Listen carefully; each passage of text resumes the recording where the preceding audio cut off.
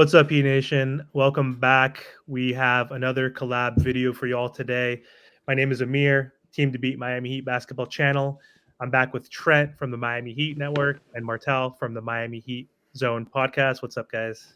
Yo, What's going on, man? Listen, today's going to be one of these episodes that I feel like a lot of people are going to be ranting because we've seen some stuff and we're already seeing reports about certain players. But y'all going to see, man. If y'all want to continue to keep seeing this score together, calm it down. We've been seeing each other's comments and it seems like y'all really enjoy this. So we appreciate y'all and love you, man. Yeah, man, I appreciate you guys. So just want to give you guys a shout out. It was really fun. We met a few days ago. Did a video with Ernest from Miami Heat Talk. He's unavailable today, but we're gonna meet up, I think, sometime early next week, so the four of us can get back together. We're gonna try to do that on a weekly basis, but like I said at the end of the last video, that we're just gonna try to connect and collaborate whenever we can. If it's two of us, three of us, four of us. So really fun conversation that we had last week. But let's start off on a positive note before we wait, get. one more thing. If you are on my channel, please go to Amir's channel and subscribe to his channel. We had 1,000 subscribers at least within 2 weeks. If you are on my channel, if you're on Trent's channel, subscribe to Amir's channel. We're all doing this together. Subscribe to everyone's channel on this platform, and I appreciate it and thank you. I appreciate you, my brother. So Most yeah, definitely. obviously anybody who's like subscribed to 500 or the close to 500, they're subscribed to my channel. If you're not following Martel or Trent, obviously follow their channel. I'll link their And channels. go to Trent's channel. He also has another channel, Top Notch. Go to his description, follow it up, blow it up. You need to get to 12K.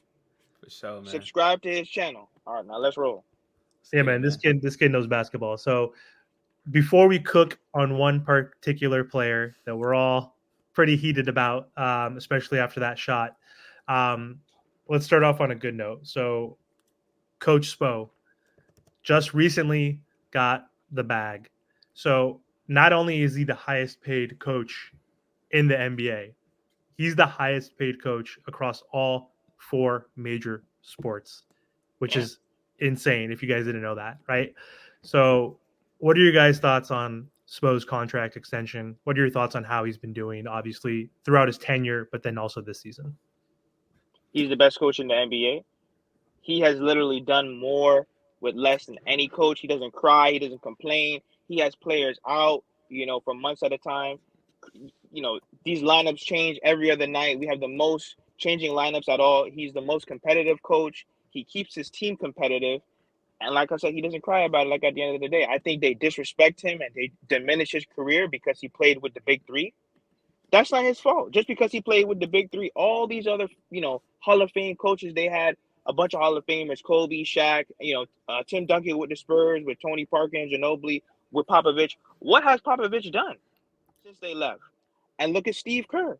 Steve Kerr hijacked that team from Mark Jackson. Think about that. He hijacked that team from Mark Jackson. If Mark Jackson was the coach, they would have done the same thing with Steve Kerr. I think Steve Kerr is a good coach, though. But I just think that Erik Spoelstra is the best coach in the NBA, and they disrespect him. They diminish him. Think about it. He's never won a Coach of the Year. Just think about that alone. But I'll let that be. So, how I feel, I was telling Amir before the episode even started, Erik Spoelstra is like having a player on the court because we come into games with an advantage. When we look at the coaches in the league, there's a few good coaches, but majority of the time, Erik Spoelstra is 10 times better than them. He's just going to outplay them. And I want to talk about a specific moment where we beat those bum-ass Lakers. We beat them without our players. Let's not forget, right? And Darvin Ham came out, and this is where I want to compare these coaches. I know Darvin Ham is nowhere near Spoelstra's, but I just want to show you the mentality of Erik Spoelstra, right? Darvin Ham comes out and pretty much says, the Lakers missing multiple rotation players is more impactful than missing the big dog. And that's obviously throwing shots at, Jimmy Butler missing that game. Spo came out and says, it don't matter. Like, I don't remember exactly what he said, but pretty much he was going with whoever's on the court, whoever's on the team, we're going to find a way to win. Pretty much. Simple as that. It don't matter if we don't got Jimmy. It don't matter if we got Tyler. It don't matter if we're missing Bam. These are professional NBA players at the end of the day. They belong on a team, obviously, because a team, it's not like a football team. This is an NBA team. There's not a lot of roster spots open. These dudes can compete. And even when you see these players come in garbage minutes, they're still getting buckets. They're good players. And so when you have Spo here, he puts Jovic in the rotation now. Look what he's doing, right? And yeah, he has been stubborn about that. We all know about that, but he's finally put him in. He's looking like a good player for our team. All these players are missing, and this team is still being competitive, man. So Spo's the greatest coach of all time. And just to throw some like numbers out there real quick, and I'll let you go. He's ranked 19th NBA history, and only 3 coaches. Pop with the Spurs, Jerry Sloan with the Utah, and I cannot pronounce his name. I think it's Red Arthurback with Boston. You're a boss. You can't say Red Auerbach. Come on. Yeah, Red Auerbach has won more games with one franchise as Spoelstra has with the Heat. He has 725 regular season wins with this team, man. So we got to give him credit. Well-deserved money. And I love you, Spo. Yeah, man, dude. His impact on this team has been instrumental, especially post Big 3 era. Like, he's only missed the playoff 3 times. Like, we don't rebuild, right? We don't play, like, we don't tank. Like, he gets the most out of all his players, like Martel has said. He makes his players better. Like, schematically, obviously one of the best in-game, mid-game adjustments, like second to none. Like implementing that zone that I sometimes don't love at times, right? But like just like throwing that like obstacle, like a lot of coaches don't do that. So Spo, huge, obviously impact on our team. 60% win rate as a coach, which is super impactful. He's won 2 NBA championships, as we obviously know, with the Big 3. He's made the finals 6 different times. So this dude does have impact on winning, to your point, Trent. I think he's well-deserved, and I think he's the best coach in the NBA too. And we're not being biased, because if you listen to JJ Redick's podcast, other players like Gilbert Arenas, like former players, current players, existing coaches, they all would say the same. So yeah, no, I definitely agree, man. We're blessed to really have him, and we're gonna have him pretty much to the end of this, until wherever he wants to wrap it up, because he's here for a long time, and I love it. So yeah. Shout out to Erik Spoelstra. That's the only positive thing that I want to talk about. Well, there's probably going to be more. But, like, it's a positive thing for the Miami Heat right now. Yeah, no, man. That was a good thing. That news came out, 2-3 days ago. So good for Spo. He's got the bag. He's got that generational wealth. I think his wife picked the wrong time to go through that divorce. I don't know if it was on her end or it was amicable, but, good timing, I guess, for Spo to get that bag after the divorce. We'll see if that maybe, I don't know if the paperwork is finalized, probably not, but what's funny? I was gonna bring that up, but I didn't know how like that subject. I don't know too much about the subject. I know they broken up and stuff like that, whatever. But I see a joke about it all over the internet. Like he got his money and his girlfriend, or his wife, lost the bag. I think she responded. I didn't click on the video. I don't know. No, I saw that she was trolling people, or she was getting trolled, or vice versa. Like, but I'm like, dude, they have kids together. She's set for life. Yeah. I don't know. I'm married. I don't want to. If I was younger, I'd probably laugh more about that type of thing. Yeah, but ain't no joke. Yeah, breaking up a family sucks. But anyway, so yeah, that was the positive. It looks like Martel fell off, but we'll keep going. So, next topic that we want to talk about is your boy Tyler Herro, man. Just what are your thoughts on his inconsistency, which is one of the things I've always disliked about Tyler Herro, outside of many other things that we could talk about. I'm not a Tyler hater, neither are you, right? We just we just have high expectations for him. He's getting the spotlight, he's getting all the shots, he's getting the limelight. He just needs to produce, and he's been inconsistent. And like the last week, he's been inconsistent. 2 weeks ago, he was inconsistent. And just more specifically, how expendable do you think he is? What's his future with the Heat? How do you feel about his last performance? Like I said in my other episode, if you guys haven't, go check it out. I said we need to trade him, and I still believe we need to trade him. And he's honestly just proving my point even more. So let's just talk about the first thing first, consistency, right? Against the Thunder, 36 minutes. All right, pretty much playing damn near the game, right? Only 17 points. Okay. 7 for 21. Fucking horrendous. 1 for 5 at the fucking 3-point line. Fucking horrendous, right? And so then, we could talk about the shot, whatever, in case may be, but I just want to show the numbers real quick, right? Against the Rockets, he played good. We won the game. He had 28 points, 10 for 25 for 10, right? But against his Suns, 35 minutes, 9 points, 4 for 17. So these are just 4 games back-to-back where a bunch of inconsistencies, which we don't like to see. Because when we go in a playoff series, right, he drops 30 points, and then the next game we need him to win. He drops 4. is not cutting it. It's just not cutting it at all. And so he has been inconsistent at least these last 12 games. Like when we're just looking at these numbers right here and just watching him play, it is horrendous, right? Obviously he's still good as a player, but the problem with the Miami Heat at the moment is that like we can't create our own. It seems like we just can't really create our own shot in the sense of like if Tyler Herro is just not getting open and chucking a bunch of shots, like this offense is like, and that's part of injuries, of course, right? But it's like this offense is like mid. I mean, against the Thunder, right, or against the Thunder that we just recently played, we was fucking horrible for like that fourth quarter. Like we just couldn't hit nothing. Third quarter too. Yeah. And these are these things where it's just like it's frustrating. And that's why we need to trade for somebody and get somebody in here because Tyler can't do it. It's done and over with Tyler. He can't do it no more. And then let's talk about this fucking injury. He gets a shoulder injury. Now he's fucking doubtful. How much you want to bet he's going to be out for at least 2 weeks? How much you want to bet he's going to be out for 2 weeks? Jimmy Butler and Caleb Martin are coming back. Caleb Martin's actually coming back today. Jimmy Butler's going to come back real soon. So is Kyle Lowry, right? But now we don't have Tyler Herro. This is a fucking pattern. This is a pattern with the Heat deal with all the time, and it's so frustrating. I said in my last episode, let's hope Tyler Herro don't get injury. It's early in the season. What happens later? He plays a couple games, bam, a fucking shoulder injury, bro. It's the most frustrating thing, right? And I get it. He's 20.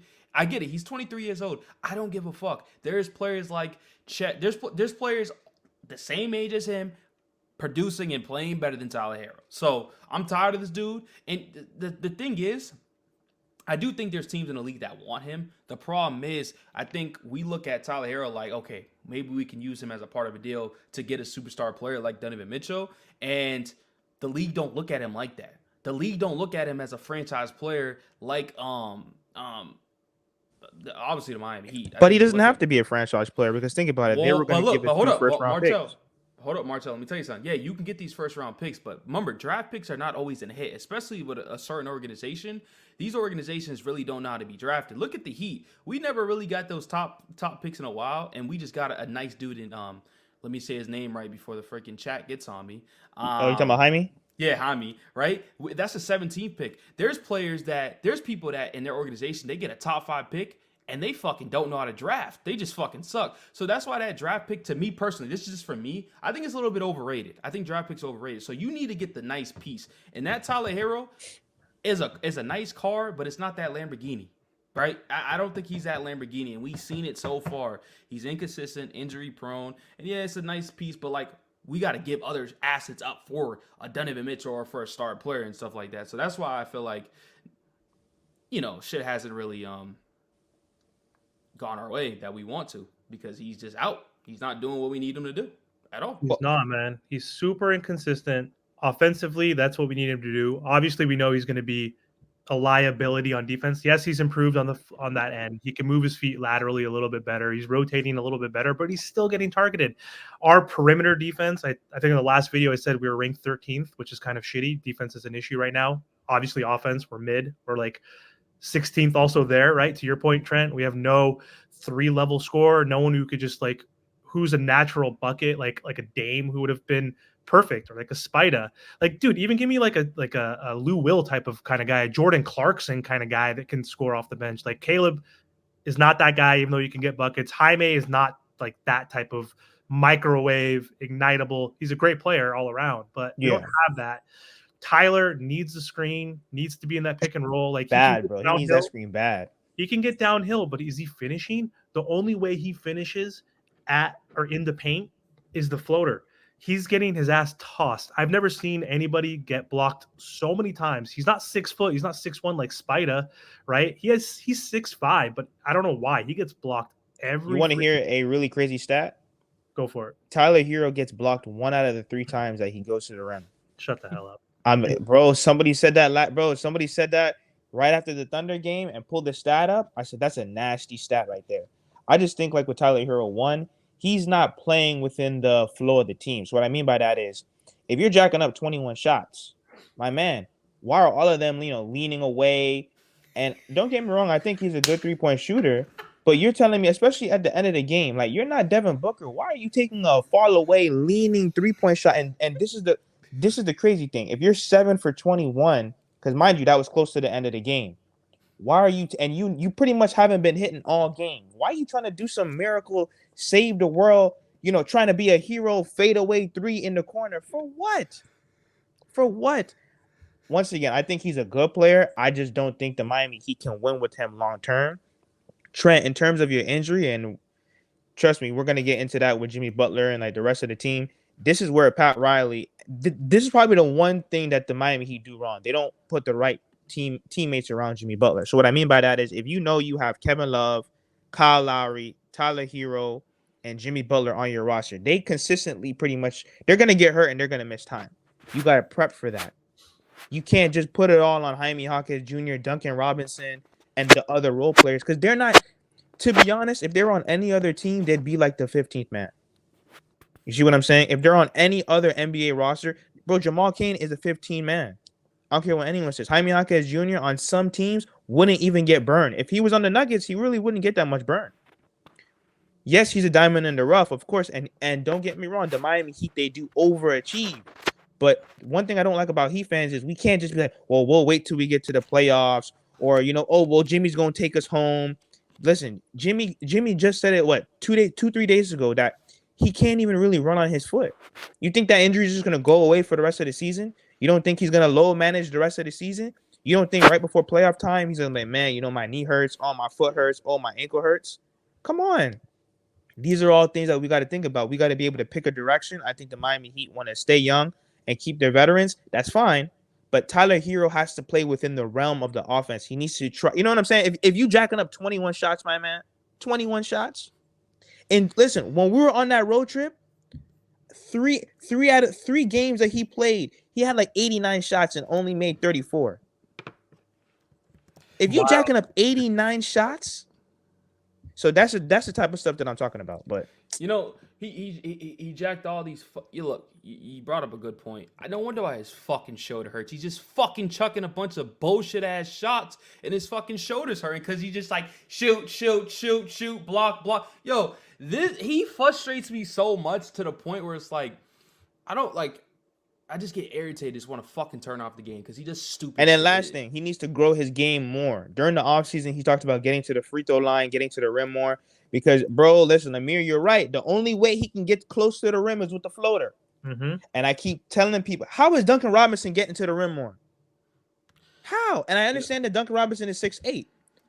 But in my opinion, and this is where people's game starts to get exposed, you're telling me that Duncan Robinson, clearly he worked on it during the whole offseason. Yes, Tyler Herro's putting in that work too. But I thought Tyler Herro was an overall better player than Duncan Robinson. So how is Duncan Robinson now all of a sudden now getting like jelly layups, all these kind of reverse layups and all this crazy stuff around the rim? Tyler Herro should at least be able to get to the free throw line 5 times a night, at least. Especially when he's known as a good 3-point shooter. Pump fake, get to the rim, go for the midi. I just think that, one, I don't think he might not be good enough going forward, especially with Jimmy out. And we're going to talk about that later. And secondly, he needs to expand his game a little bit more, get to the free throw line, go to the rim. And thirdly, play within the realm of the offense a little bit more. If you know you're not making your shots, don't continue to jack up, fade away threes with 2 people on you. Maybe move off the ball a little bit. Like our boy. That's what I'm saying. Move off the ball. Like Jaime, no plays are called for him. He will typically play on the wing. And he'll spot up kind of in that like PJ Tucker role, like not the whole game, but like we'll get him in that corner for that 3. But also he moves, like he does a cut to the rim on the weak side at least 3 to 4 times a game. And every single game he gets either a layup or a dunk, right? So Tyler, we know Jimmy wants the ball in his hands. We know Bam wants the ball in his hands. We know Kyle is obviously going to have the ball at times as well. Do something off ball. Like it's like when him and Jimmy are on the court too, specifically, they just take turns, right? They just kind of like stand around and observe each other. Play more like Jaime, like cut to the rim, cut to the rim, move off ball. Like he doesn't do any of that shit. And so he's just super frustrating, man. He turns the ball over a lot too. Like he makes some boneheaded, like especially in the fourth quarter, cross court passes. Jaime's doing that. Jovic is doing that. But guess what? Jovic is basically a rookie. Jaime's a rookie, right? Yeah. Like Tyler, you're in your 5th year. Like he gets ripped a lot. Like I remember against the Clippers, Paul George and Kawhi. Amir cooking today. Remember those cookies? Like, there's a lot of times where he's careless too with the ball as well, which pisses me off. But Oh, anyway, but lastly, now one more thing, because you just said it. This team has been together for 5 years, and we still can't get it done. Don't get me wrong, we've seen success, but I'm talking about the core. The core doesn't even look good on the court. It's like what you just said. How come Tyler Hero is not cutting to the rim? and Some of it is on Jimmy Butler because he's in and out of the lineup. You know what I mean? So that's kind of really hard to gel with your best players when one player misses 20 to 30 games. That's hard. Bam Adebayo, he's the most consistent player, but like you just said, this core's been together for 5 years. Tyler Hero's been with us for that long as well. And like you just said, he do be getting ripped a lot. Once again, that's another weakness in his game where he might have to sharpen up the handles during the offseason. But let me ask you this, Trent, real quick too, and Martel. Yeah. So you mentioned Duncan, obviously, throughout that piece there. So what are your thoughts? This will never happen. It's not going to fly. There's ego and there's all this stuff, but like, look at Duncan Robinson's last 4 games. He's 9 for 50 from 3, inconsistent. Yeah. Since he's been moved to the bench, since Tyler's been back, his stats are going down. His playmaking is going down. Do you think Tyler would be better suited coming off the bench and we put Duncan back in? Like, he's still going to close games, Tyler. He's still going to get more minutes than Duncan, right? Like, do you think he would sacrifice? Because Ernest said Tyler's playing for Tyler, right? Like, multiple people say he doesn't care about the team. He doesn't play within the flow of the offense, to your point, Martel. But, like, do you think he could succeed and we could be good enough if Tyler gets moved to the bench? Go for it, Trent. I'll say this, right? Ernest brought up a really good point last episode. Like you said, he's playing for himself. I think so. The trade rumors affect him a lot, and the reason why I'm bringing this up is because when you're always involved in trades, you want to prove a lot of people wrong. You want to prove that the naysayers, the people in the background, I think he cares about that a little bit too much, to the point where it's like he's on the court and it's affecting him because he's like, I'm better. I deserve to be on this team, whatever the case may be. Blah blah blah. So, and then remember when he hasn't got his contract extension yet, right? There was talking about it and stuff. He said he wants to be a starter. He came out years ago before he's got the contract extension. He says, I want to be a starter, right?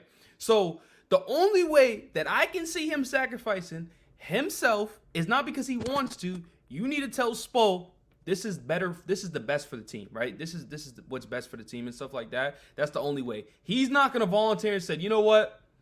Duncan was playing better, when I was out and this and that. He ain't doing that. He just wants to prove everybody right or prove everybody wrong, whatever the case may be.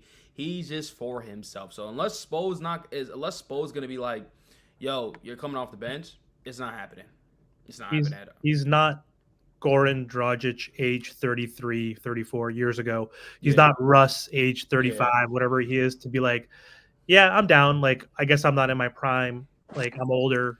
Like, mindset. He's 23. Like, it's different. Like, it's a little different. I understand that. Like, I can have empathy for him. He's not like later in his career, twilight of his career, where it's like, all right, you're demoted, come off the bench. So I understand the ego. And I mean, he does deserve to be a starter, but it's not the right role. He's going to change his mentality. So, I have something to say, right? Because what frustrates me is players come out and say, oh, I want to win a championship. I want to do this and that. If you want to do that, you know what it takes to win a championship? Can you give me that box? Mute yourself, Martel. You know what takes for you to win a championship? Sacrifice. Remember that word, sacrifice. I don't care if you're 18, 19, 20. Yeah, there's difference. We get it. You could be 20 years old and 37. Some people are going to sacrifice. Some people have the maturity in their head and stuff like that. I get it. You made a good point, Amir, and stuff like that. But we all know this is it. We need to win a championship in this Jimmy Butler's era. So Tyler Herro, you need to do whatever it takes for us so you can shut me, Amir, and Martel and Ernest's mouth to shut up.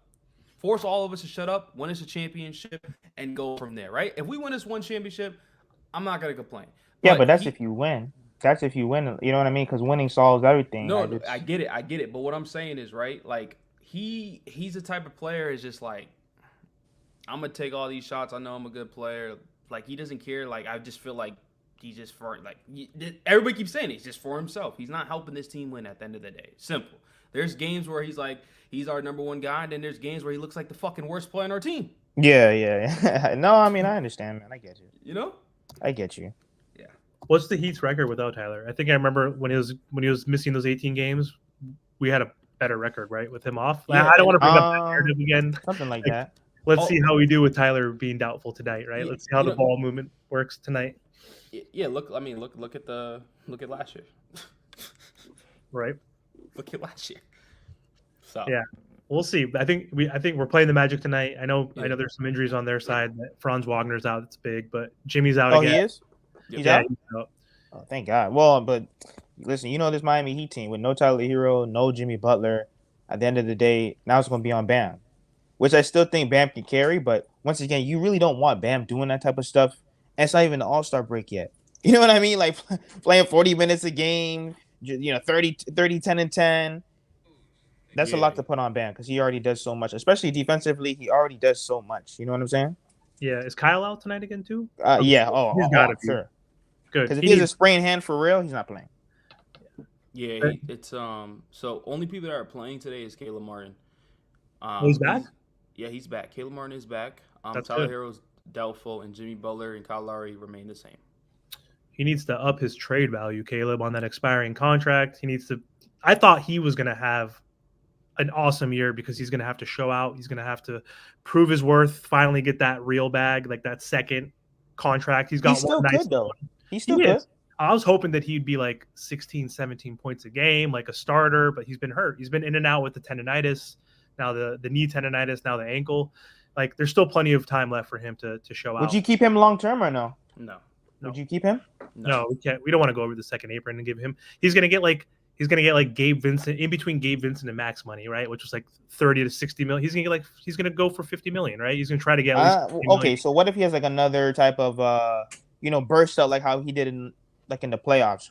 Would you keep him long term, or is it just strictly like, you know what, Caleb Martin, thank you for everything, but we moving on? Yeah, exactly. Because we got Jaime there on that rookie scale contract. We want him to evolve. We got Haywood like on a cheap ass deal. He's probably making what, $3 million, $4 million. So he's replaceable because we have so many players. Do you let him walk? And that's my final question. Because remember, like in my opinion, we let a guy like Max Strus and Gabe Vincent. We help build these guys' career, and then now we just let these guys walk out the door with no assets. Do you guys let him walk, or is it a sign and trade? It depends though, because like, are we trading Lowry first, like before the season during the trade deadline? Because if we don't, and then Lowry's 30 million goes off the books, sure, we'll have some salary cap. Do we want to give that to Kyle, or do we want to save that for another player, another disgruntled, person that might be requesting a trade, or another free agent out there that might fit better than Caleb, right? There might be a point guard or a power forward or someone, because we have so much depth at the wing spot. You know what I mean? Like, so that's all depends on my end. What do you think, Trent? I mean, I don't want to sign him out, right? I don't think Caleb's going to be worth $60 million for this team at this point. Yeah, I've been said. I think we should trade Caleb. I think Caleb's going to be part of a deal that's going to be for a star if it eventually does happen, right? He's going to have to be a part of it, and then that's why we got Jovic, who continues to keep playing and keeps playing pretty well. And like you said, we got Haywood Highsmith. We got what's his name, Jaime? Jaime, baby. Yeah, Jaime, whatever his damn name is. Sorry, Heat fans. And and so those are three big pieces right there. And any contender team would take a Caleb Martin right now. Oh, for sure. Any contender team. So obviously, I wouldn't want to trade him up east. Obviously, if we got to get done with Mitchell, fuck it. But yeah, I'm willing to trade him easily. Let me propose this then. Let's transition to the next piece real quick. So I know we're running up on time. So let's finish off with like every Heat fans or just NBA fans' favorite subject: trades, rumors, all that stuff. So Dejounte Murray, we all know, according to Jake Fisher, Yahoo Sports, said that the Heat, Knicks, Lakers, Magic, a few other teams are all interested. The Miami Heat have apparently had some conversations or called the Hawks because the Hawks last week said they're going to trade the farm. Everybody except for Jalen Jackson and Trey, Johnson. Johnson. They're all untouchable. Those two are untouchable. The rest are available. So Dejounte, rumored to possibly come to the Heat. So Caleb Martin, Kyle Lowry, those are contracts that I would think that we would want to trade, right? Because I don't think I want to trade Jovic, Jaime. They're not going to take Tyler because Dejounte has the same contract as Tyler, basically 4-year, $120 million. If they're going to rebuild, they want to get that big salary off their books, and they want to try to add someone else next to Trae Young. So I don't think Tyler is even in a possibility, right? They want the money to come off the books, expiring contract. So What are your thoughts on those rumors, those reports? I know we talked about it with Ernest last week. He picked Dejounte as the player he wanted to be traded to the Miami Heat to put us over the top. What are your thoughts, and like what kind of package are we looking at to make this happen realistically? You go, Martin. I mean, realistically, like, what do the Hawks want? Because it's like you said, they don't want to put money on their books. They're not going to put out, they're not going to get rid of 100 million to add another 100 million as well. And then also too, what does Trae Young want? Because is he trying to compete down the road? Is he trying to compete within the next 2 years? Because I'm surprised they gave up what, like at least 5 picks for Dejounte Murray, or like 4 first-round picks, something astronomical like that when they did trade for him. I think, correct me if I'm wrong. I'm pretty sure they gave up a hefty package.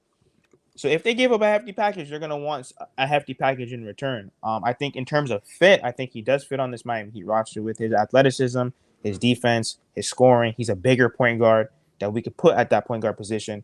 I think he checks all the boxes, especially with the timeline. If we were to keep Tyler Herro, Bam Adebayo, and Jaime Jaquez Jr., but I know for a fact if we were to make a trade for that, just with the Hawks, Jaime or Jovic, they're gonna ask for one of them all for it because they're gonna want some young talent in return. I'm willing to let go of Jovic only because, listen, Jaime Jaquez Jr., he's ready to play right now. And this is when it really comes down to Jimmy Butler's winning window. Are we trying to win now or are we trying to win later? Because Jimmy Butler's, window is closing. Of course, it's Heat culture. Of course, the Miami Heat could beat whoever, but we can't always rely on that. You see what I'm saying? Especially with Jimmy Butler getting older. We can't just rely on, we're going to get it done like in the playoffs. No, we need guys who are going to help us win right now, who can at least help carry Jimmy Butler into the playoffs. It can't just be on Tyler and Bam. We got to find some type of an upgrade. And if it's not Jamal Murray, maybe smaller upgrades like the Colin Sexton with the Kelly Olynyk. We desperately need a point guard. I don't think Kyle Lowry can get it done enough consistently. And we need a reliable four, even though Haywood Highsmith is doing well. But especially when it comes down to the playoffs, you got to be able to match up with certain teams. And it's like with Denver, we got outsized.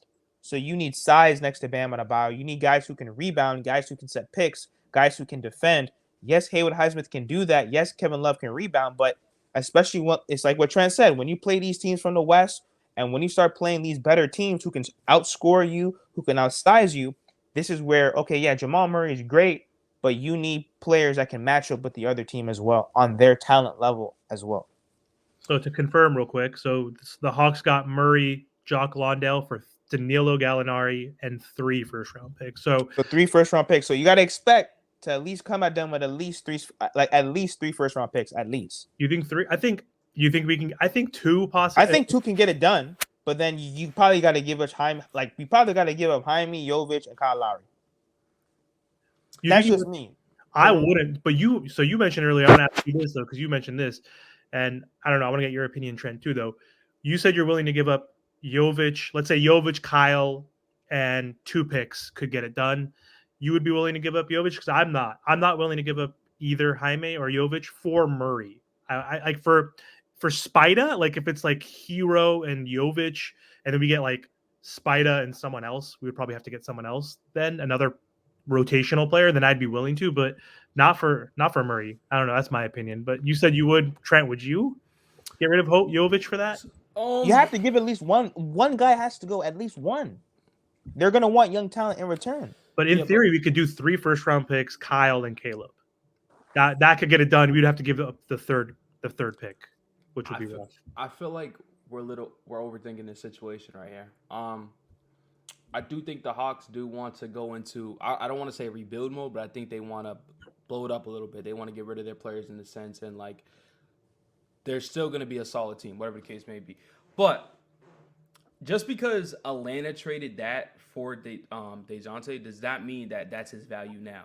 Dejounte Murray value is probably not the same as what he was going for and when he was in San Antonio and stuff like that. That's just not the case, and that's not going to happen.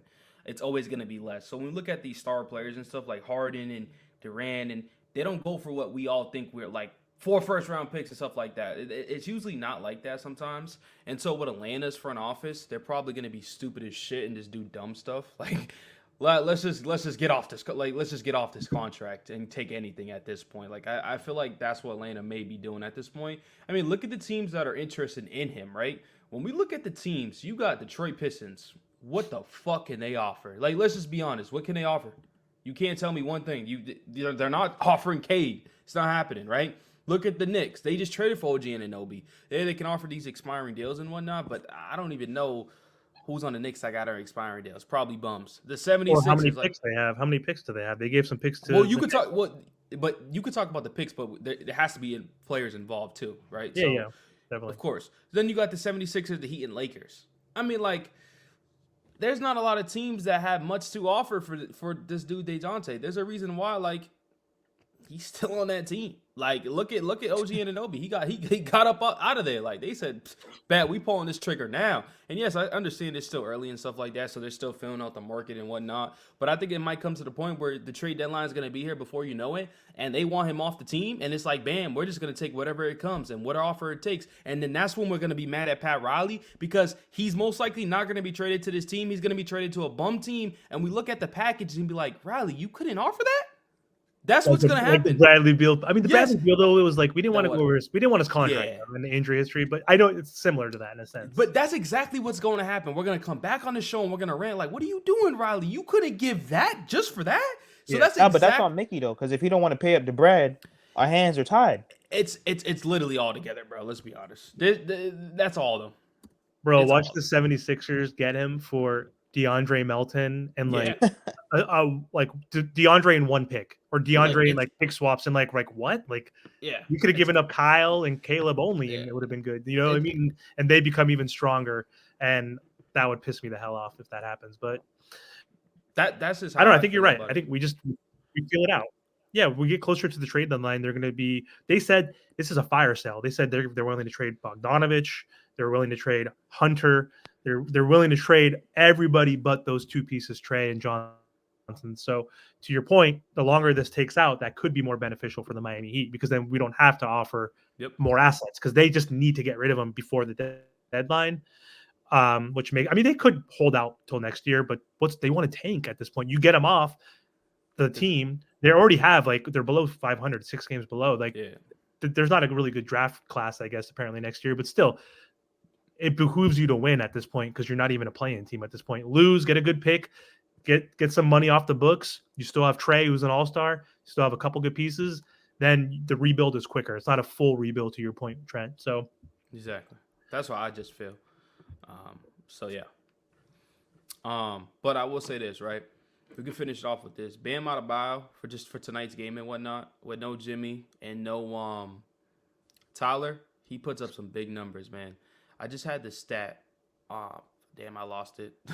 He was giving like 30-plus points around there without Jimmy and Tyler. So we need a big night from him, and hopefully we get this W tonight, man, because we're falling in the seeding off one loss, you know? It's wild, dude. Like, as we were saying, the standings are crazy. Just one loss. We're at, 7 right now? Let me take a look real quick. Yeah. Yep, we're at 7. We're tied with the Magic. So if they beat us, then I think we lose the tiebreaker, because we'll be 1-on-1 with them. But the good news right now is the Heat are 7-0 or 8-0 in division. I mean, we have a shitty ass division. The Magic, I thought they were overachieving. Obviously, the first couple weeks when they were like the 2 seed and 3 seed, I knew they were going to fall eventually. But they're legit. They're a legit young team, up and coming team, like the Rockets, like the Jazz. You know, they're all coming together eventually. But they're no threat. We're the only team in the NBA that has not lost in our division yet. So let's keep that streak going. But if we lose tonight, we're going to be 21-17. They'll be 22-16. So they're going to have that tiebreaker as well. And we could drop to the 8th seed just like that and be 2 games behind. So it's a tight race. Every game's important. We got to focus on winning every game, but it's really hard when you get a new fucking guy injured every single goddamn week. It's just hard, but we got the best coach in the NBA, right? He's going to make the best with who we have out there. Jovic is going to get some more time. Haywood coming off a career high. He's going to get some more minutes tonight. Bam's going to have to show out, to your point. He's going to have to be aggressive, man. Tyler Herro is off. That's like 18 to 23 shots that he takes per game. Bam's going to have to get into that like 18, 19 range tonight. You know, he's been shooting like 12, 13, 14. He's been a little less aggressive with Jimmy out, which has been kind of wild. I thought he would be taking those, but boy wonder has been inefficiently taking those shots, as we're obviously upset about. So look for a more efficient night from Bam Adebayo, and Jaime Jaquez and Jovic and the youngsters are going to have to contribute tonight. But the Magic are fucking trash, bro. We already know this. As long as there's no random Heat scrub killer on their team tonight, which I don't know who that could be, because they are becoming a little bit better.